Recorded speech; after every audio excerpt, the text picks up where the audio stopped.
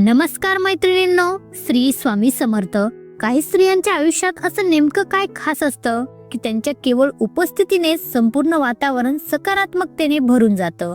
तुम्ही कधी विचार केलाय का की काही महिला दिसायला अतिशय सुंदर असूनही त्यांना नात्यात नेहमी प्रेम आणि आदरासाठी अक्षरशः याचना करावी लागते. पण त्याच वेळी आपल्या अवतीभोवती काही स्त्रिया अशाही असतात ज्या फार काही न करताही पुरुषाच्या मनावर अधिराज्य गाजवतात. पुरुष त्यांच्या शब्दाबाहेर जात नाहीत, उलट त्यांच्या एका शब्दासाठी असुसलेले असतात. विश्वास ठेवा, हे केवळ नशीब नाही तर यामागे लपलेलं आहे रिलेशनशिप सायकोलॉजीचं एक असं रहस्य जे आजही अनेक स्त्रियांना माहीत नाही.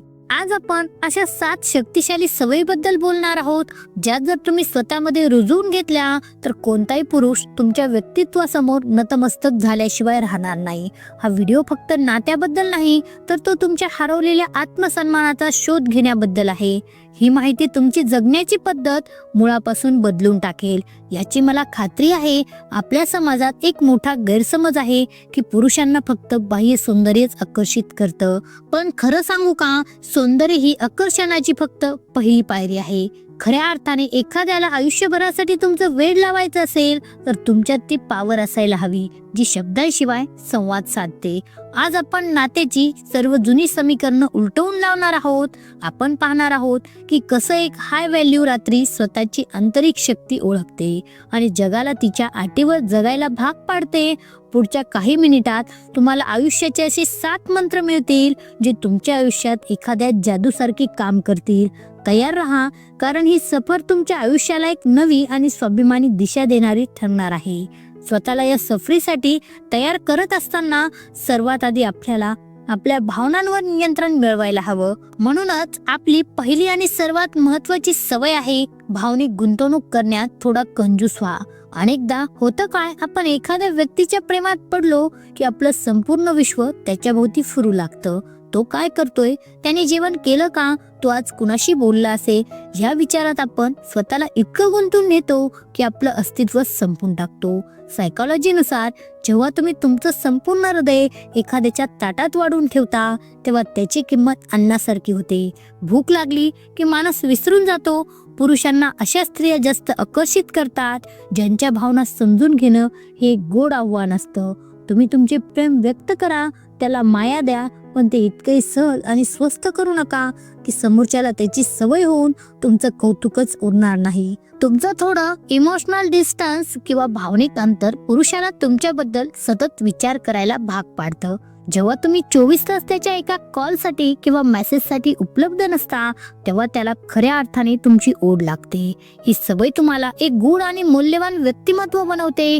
ज्या कामी आपण आपल्या दुसऱ्या सवयीकडे वळणार आहोत, जिचं नाव आहे स्वतःचे स्वातंत्र्य साम्राज्य निर्माण करणे.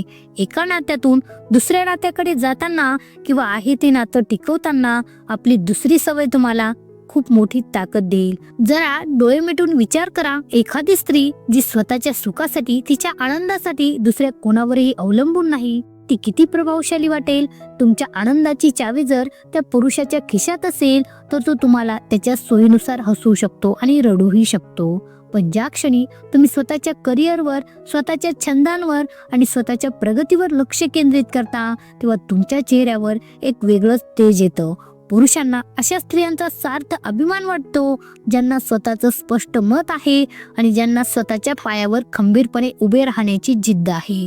जेव्हा त्याला हे मनापासून जाणवेल की तुमचं आयुष्य त्याच्याशिवाय खूप सुंदर, व्यस्त आणि परिपूर्ण आहे, तेव्हा तो तुमच्या आयुष्याचा एक छोटासा भाग बनण्यासाठी सुद्धा धडपड करेल. स्वावलंबन ही फक्त आर्थिक बाजू नाही, ती एक मानसिक खंबीरता आहे जी तुम्हाला कोणासमोरही लाचार होऊन झुकू देत नाही. या स्वावलंबनातूनच आपल्याला एक मोठी शक्ती मिळते जी आपली तिसरी सवय आहे आणि ती म्हणजे नाही म्हणण्याची जबरदस्त ताकद. आपल्याला अगदी लहानपणापासून सभ्य मुलगी किंवा गुणी स्त्री राहण्यासाठी नेहमी हो म्हणायला आणि मोठ्यांचा मान राखायला शिकवलं जातं. पण नात्याच्या सायकोलॉजीमध्ये ही तिसरी सवय खूप महत्त्वाची आहे. जर तुम्हाला एखादी गोष्ट मनापासून आवडली नाही, जर तुम्हाला त्याच्या बोलण्याचा किंवा वागण्याचा अपमान वाटत असेल तर ते त्या क्षणी शांतपणे पण स्पष्टपणे सांगायला शिका. बऱ्याच स्त्रियांना मनात एक सुप्त भीती वाटते की जर मी नाही म्हटलं तर तो माझ्यावर रागवेल किंवा मला सोडून जाईल. पण भगिनींनो, खरं सांगू का, जो पुरुष तुमच्या एका नाहीमुळे तुम्हाला सोडून जाण्याची भाषा करतो तो कधीच तुमच्या प्रेमाच्या लायकीचा नव्हता. तुमची ही नाही समोरच्याला तुमची लक्ष्मण रेषा किंवा तुमची मर्यादा अधोरेखित करून सांगते. जेव्हा तुम्ही तुमच्या तत्वांशी आणि स्वतःच्या मूल्याशी तडजोड करत नाही तेव्हा पुरुष हे उमजतं की तुम्ही एक हाय स्टँडर्ड असणारी स्त्री आहात. ही सवय तुम्हाला एका लाचार प्रेमिकेच्या भूमिकेतून बाहेर काढून एका सन्माननीय राणीच्या स्थानी बसवते, जिचा आदर करणं समोरच्या व्यक्तीच्या स्वभावाचा भाग बनतो. आता इथून पुढचा प्रवास अधिक रोमांचक होणार आहे. आतापर्यंत आपण स्वतःच्या मर्यादा आणि साम्राज्याबद्दल बोललो, पण पुढच्या 4 सवयी अशा आहेत ज्या कोणत्याही पुरुषाला विचार करायला भाग पाडतील. या सवयी तुमच्या व्यक्तित्वात असा सस्पेन्स निर्माण करतील की त्याला तुमची ओढ कधीच कमी होणार नाही.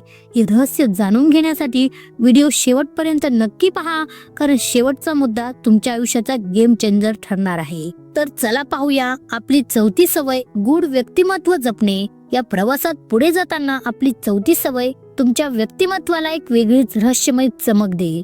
आपल्या आजच्या डिजिटल युगात सोशल मीडियाच्या प्रभावाखाली आपली प्रत्येक छोटी गोष्ट, प्रत्येक भावना जगासमोर उघडी करून मांडतो. सकाळी कोणता चहा घेतला इथपासून ते मनात सध्या कोणतं दुःख सुरू आहे इथपर्यंत सगळं समोरच्याला न विचारता सांगून टाकतो.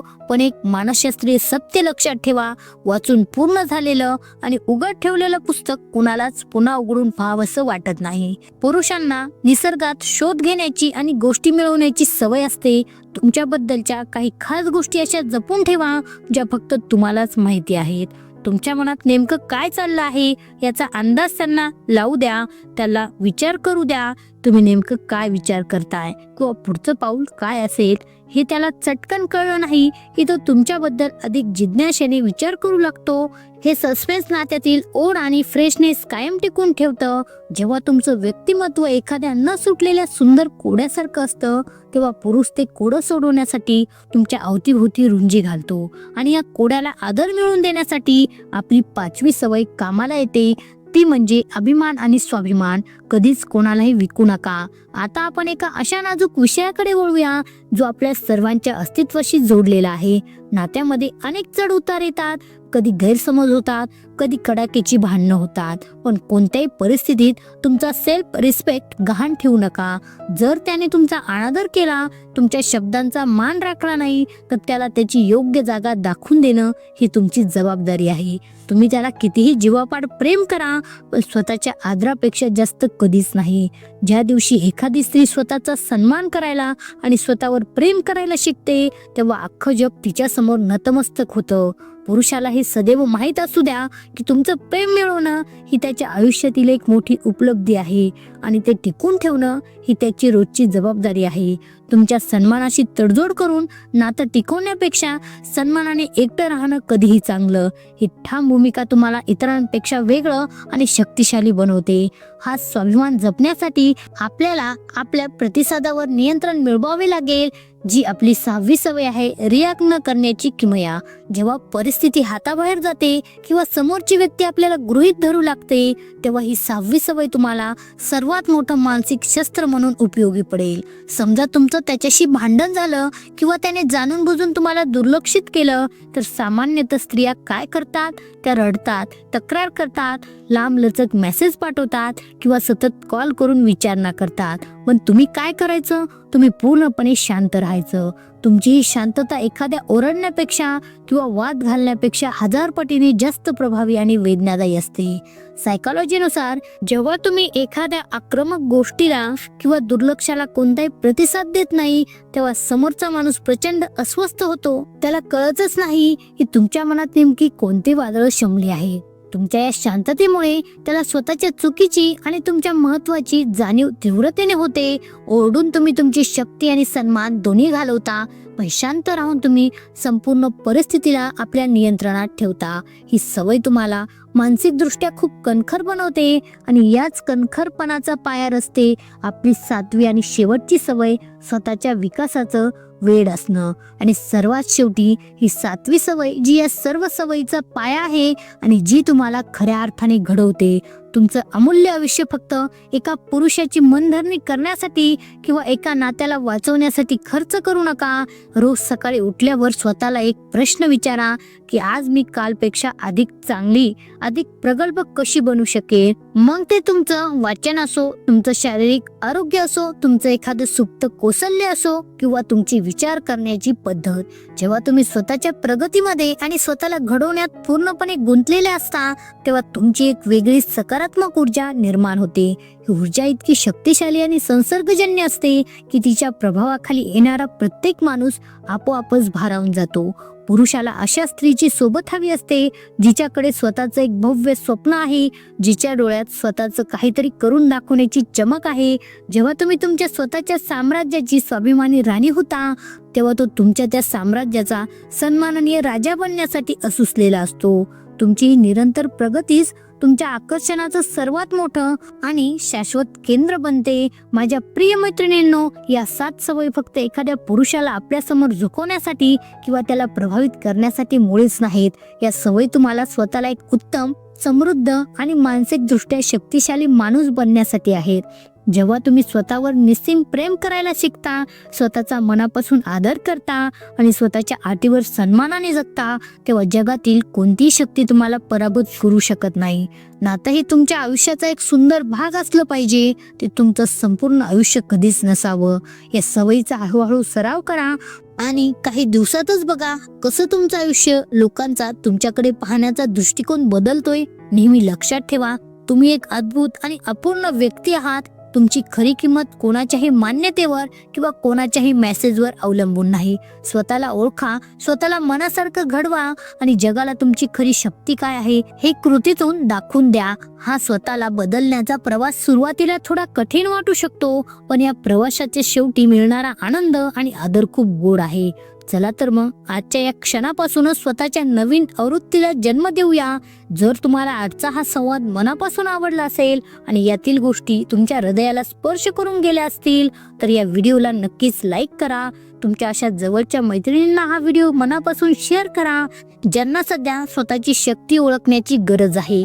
तुमच्या मनातले विचार, तुमचे अनुभव कमेंट्स मध्ये नक्की सांगा, कारण तुमचं प्रत्येक मन, तुमची प्रत्येक भावना माझ्यासाठी खूप मोलाची आहे. अशाच प्रेरणादायी सायकोलॉजीवर आधारित आणि तुमच्या जगण्याला नवी दिशा देणाऱ्या व्हिडिओसाठी आपल्या चॅनलला सबस्क्राईब करायला विसरू नका. स्वतःची मनापासून काळजी घ्या, स्वतःचा आदर करा आणि नेहमी लक्षात ठेवा, तुम्ही सर्वात शक्तिशाली आहात आणि तुमच्यात संपूर्ण जग बदलण्याची ताकद आहे. भेटूया लवकरच पुढच्या एका अशा सुंदर व्हिडिओमध्ये. तोपर्यंत आनंदी राहा, सुरक्षित राहा आणि स्वतःला घडवत राहा. धन्यवाद. श्री स्वामी समर्थ.